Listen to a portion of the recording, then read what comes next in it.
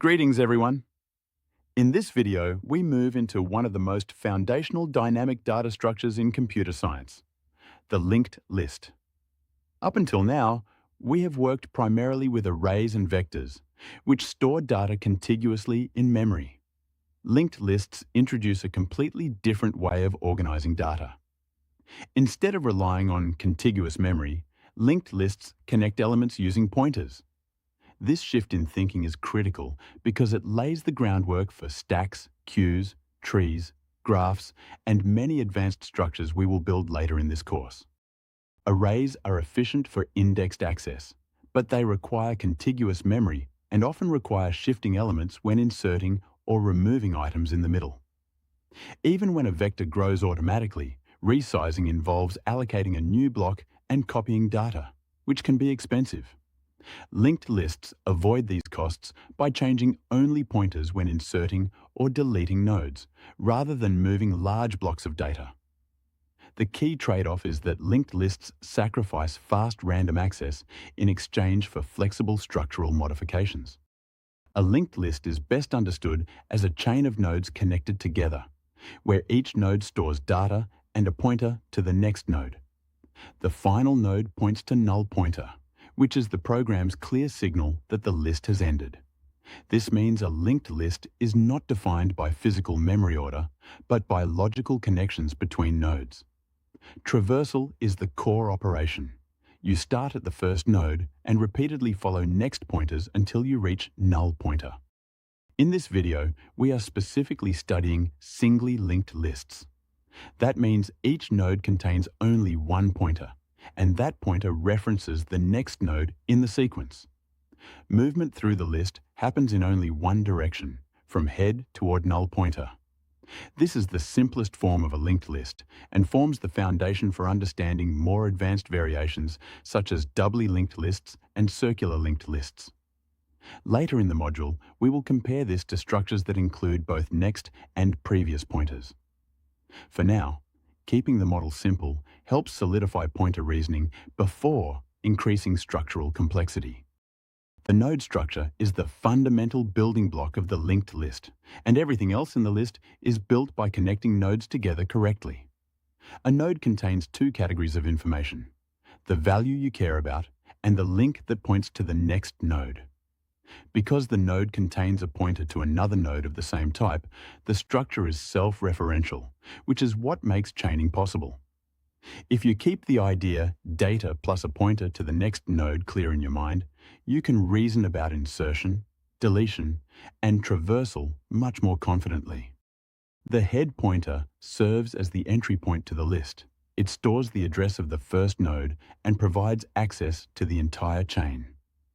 Every operation on a singly linked list begins at the head and proceeds forward, because there is no other reliable way to reach nodes without following pointers. If head pointer is a null pointer, the list is empty, and that is a very common state you must handle safely in code. It is important to protect the head pointer because if the head pointer is lost or overwritten incorrectly, the entire list becomes unreachable, which effectively leaks memory. Linked lists rely on dynamic memory allocation, meaning each node is created at runtime using new and stored on the heap. This is what allows the list to grow and shrink one node at a time without needing a large contiguous block of memory. Because each node is allocated manually, it must also be freed manually when it is no longer needed. Otherwise, you will create memory leaks. The underlying concept is that linked lists trade automatic convenience for control, and that control requires responsible memory management. Traversal is the process of walking through the list from start to finish by following pointers. You begin at the head, then move to the head's next node, then the next node after that, and so on until you reach a null pointer. This highlights a major limitation. You cannot jump directly to a position like index 10 without first visiting nodes 0 through 9. The benefit is that traversal logic is consistent and predictable, serving as the foundation for searching, printing, counting, and many other operations. Insertion at the front is one of the best case operations for linked lists because it requires no traversal. The new node is created, its next pointer is set to the current head, and then the head is updated to point at the new node. The important concept is that the list changes instantly because the entry point changed, not because the entire structure was rebuilt. This is why insertion at the front is big O of 1. It performs a constant number of pointer updates regardless of list size.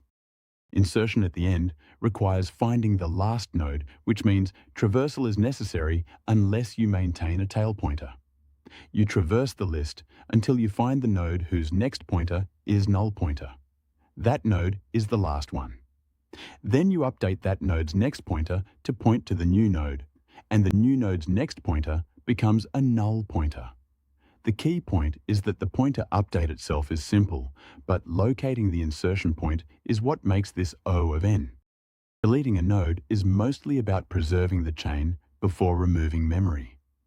You must adjust pointers so the node before the one being deleted points to the node after it, which skips over the removed node.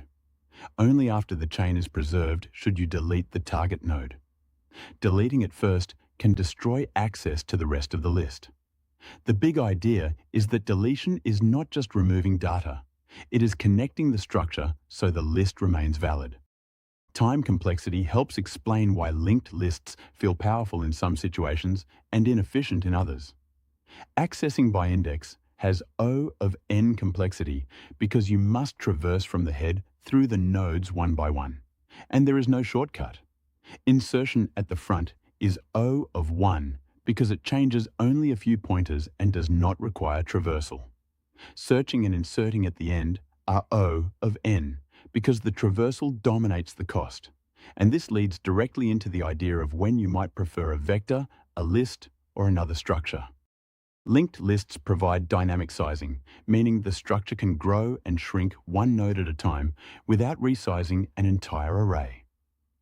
They support efficient insertions and deletions at the front, and with the right pointer management, can also support efficient insertions elsewhere.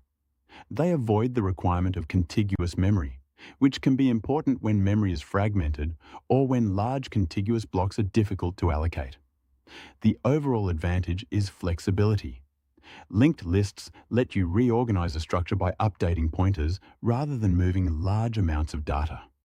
Linked lists do not support fast random access, so any go to position Y style operation becomes a traversal problem. Each node requires extra memory for pointer storage, which adds overhead compared to arrays that store only the data. Implementation is more complex because pointer mistakes can break the chain, create cycles, or cause crashes from invalid addresses. The main takeaway is that linked lists are not automatically better. They are better only when their strengths match the problem. Linked lists are often used as internal components of larger data structures rather than directly by application code. A stack or queue can be implemented with linked nodes, so pushes and pops occur efficiently without shifting elements. Hash tables often use linked lists for collision handling when multiple keys map to the same bucket. The key concept is that linked lists teach structural thinking, and that way of thinking transfers directly into many real-world implementations. We will cover these concepts in future modules. Arrays and linked lists are both ways to store a sequence of items, but they make very different trade-offs. An array stores elements contiguously in memory, which is why indexing is fast. The program can compute an address instantly from the base location plus an offset. A linked list stores nodes anywhere in memory and connects them with pointers, which makes insertion and deletion easier in certain locations because you can relink nodes instead of shifting elements. The big decision comes down to what your program does most often. If you need frequent random access by index, arrays usually win. But if you need frequent insertions and removals near the front or in the middle and can accept slower access, linked lists can be a better fit. To make this concrete, imagine you have 10,000 items. In an array, accessing item 9,000 is immediate, but inserting a new item at position 2 requires shifting almost everything after it. In a linked list, inserting a new node near the front is quick once you have the location, but finding the 9,000th element requires walking node by node. Memory also matters. Arrays have minimal overhead per element, while linked lists require extra pointer storage per node and tend to be less cache-friendly. A good rule of thumb is to prefer arrays or vectors by default, and choose linked lists when the operation patterns strongly match what linked lists do well. Linked lists shift thinking away from memory positions and toward structural connections created through pointers. The node concept, the head pointer, and traversal are the three ideas that make every linked list operation possible. Once those are clear, insertion and deletion become logical pointer updates rather than mysterious code. Mastering linked lists prepares you for trees and graphs because they use the same idea of nodes connected through references, just with more complex relationships. See you in the next video. Cheers.